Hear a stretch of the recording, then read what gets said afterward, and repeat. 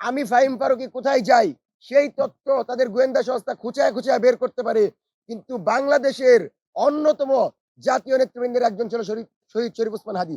তার পেছনে ১ সপ্তাহ একটা খুনি ঘুরবে আর প্রশাসন জানবে না, ডিজিএফআইএনএসআই জানবে না, এটা পাগলেও বিশ্বাস করে না। সুতরাং সম্পূর্ণরূপে এই গোয়েন্দা সংস্থার মিলিটারি ইন্টেলিজেন্সের নিষ্ক্রিয়তা ছিল এবং তাদের এই নিষ্ক্রিয়তার ফলেই আজকে ওসমান হাদির হত্যা হয়েছে এবং এই বিচার যেন হচ্ছে না। এই চার্জশিট যে কোনো কাজে আসছে না এবং এই চার্জশিটে ২১ জন শুটারের নামের তালিকা নাই। অথচ ডিএমপি বলছে, আমাদের সাথে আনঅফিশিয়ালি বলা হয়েছে যে ওই স্পটে ২১ জন শুটার ছিল। যদি ফয়সাল মিস করতো তাহলে কেউ না কেউ গুলি করতো, কিন্তু চার্জশিটে ২১ জনের নাম সরকার দেয় না। তার মানে এই সরকার চায় যেন প্রকৃত তথ্যটা না বেরিয়ে আসুক এবং খুব সুন্দরভাবে ফয়সালকে অপরাধ চক্রের মাস্টারমাইন্ড করে চূড়ান্ত পরিকল্পনা থেকে আড়াল করা হয়েছে।